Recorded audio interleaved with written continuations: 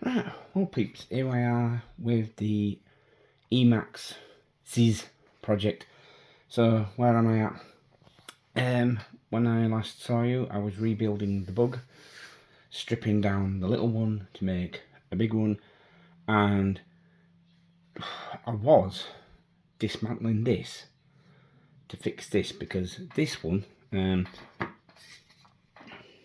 come back to that in a moment, is missing a drive shaft and one of the bulkheads is broken and one of the A-arms is broken. So I was hoping to have enough parts in my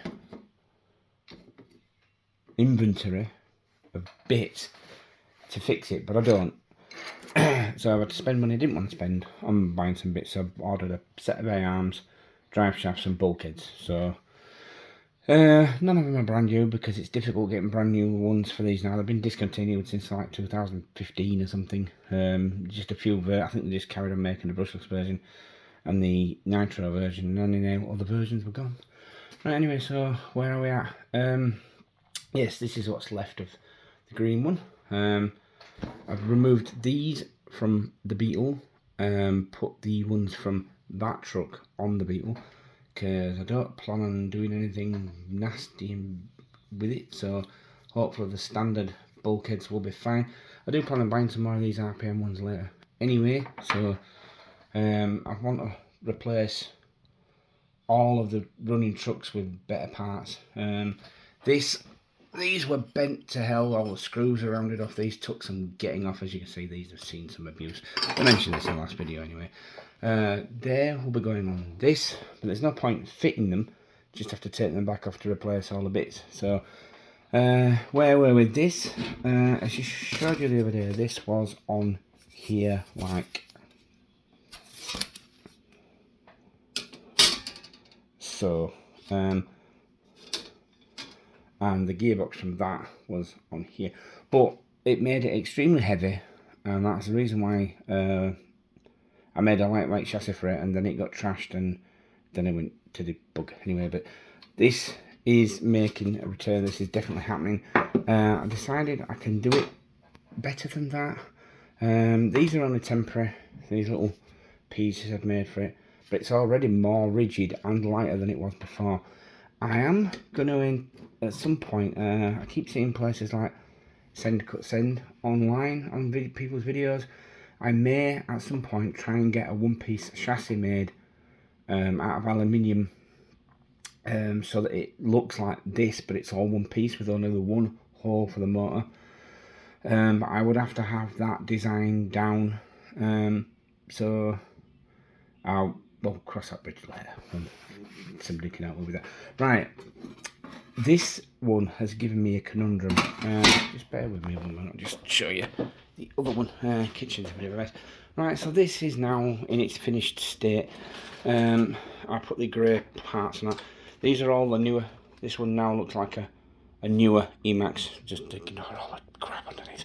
They're all the sort of twin motor ESCs that I've got. So I don't know whether to run the Titan 775 or the brushless motor from the Truggy in this build. So chair trying to kill me. So that's right. Now I've been around the house going through cupboards and drawers, been in the loft, been in the shed, and rooted out all the T and Emaxx spare parts that I have. Now these were on this with the grey skids, so these I had lying around. That's a full nitro gearbox. Now it said 2-speed forward only, but it's sort of it's locking halfway, so I don't know if I don't know if it's dodgy, and it always was because I've never actually ran it in a truck, or whether there's something I'm doing wrong with it, or I don't know. But you used to be able to get for single speed conversion kits for these, but they're all gone now. Everything for these is sort of like lucky if you find it. Now I've got a slipper clutch assembly on this one which has no gears in it, so I'm hoping to get one working gearbox from those. And yeah, that's pretty much where we're at with this. Now coming back to this has given me a proper quandary. I fixed it. I was trashing it to use the bulkheads and the drive shafts on this, but I've managed to fix it. Do you know what it was? You see these tie rods here? I fastened them on the top. They need to be fastened underneath.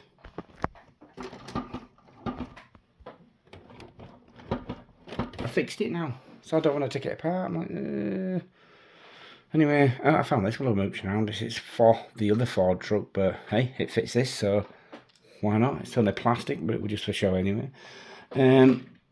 So yes, this is.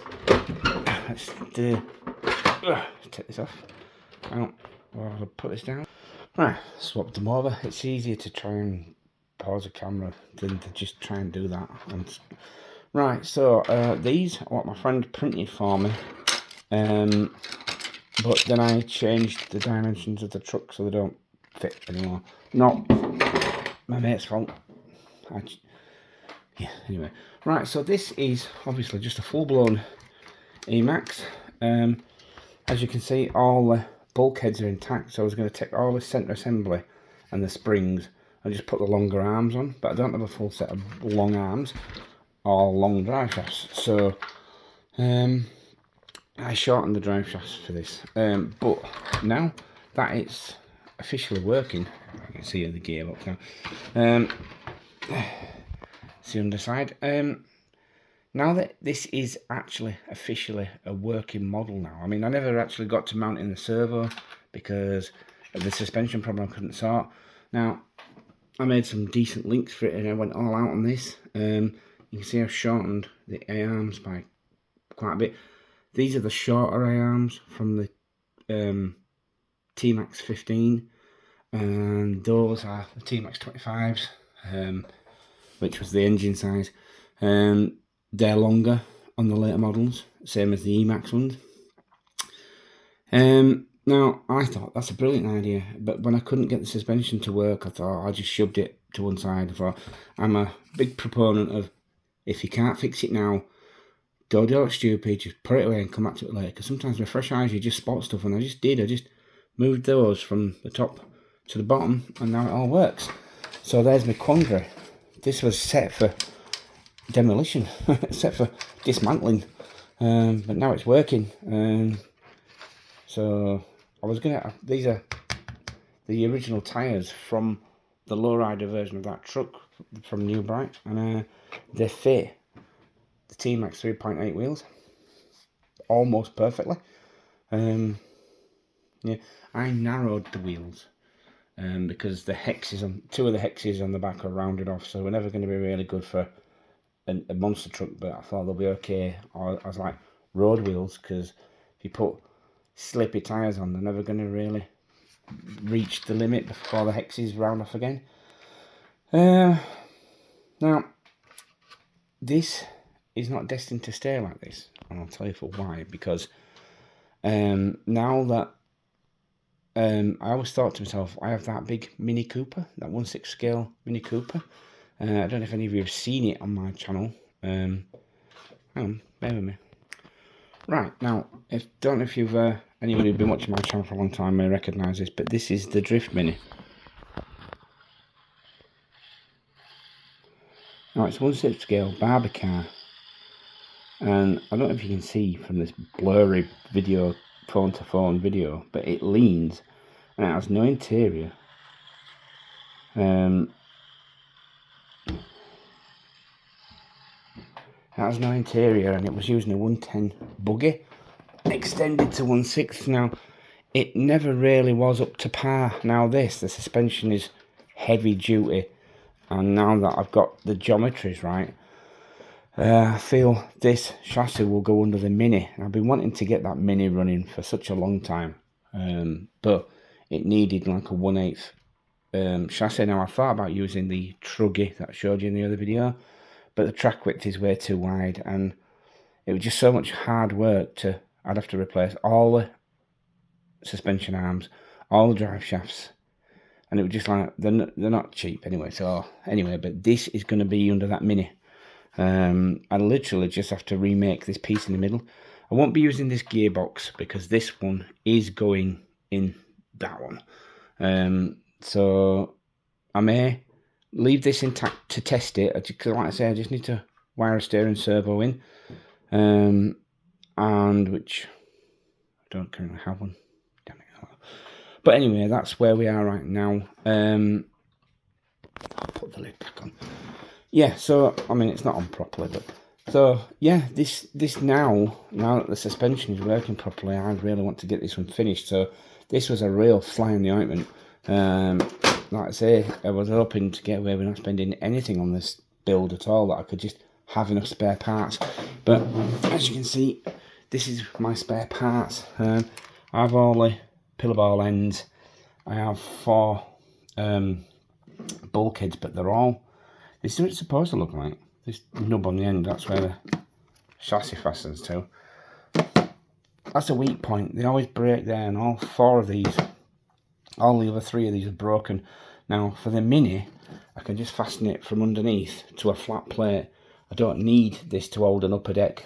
So when I come to swap it over, that will be fine just as it is. Anyway, so there we go. That's where we're at. Do another video soon. Anyway, thanks for watching, peeps.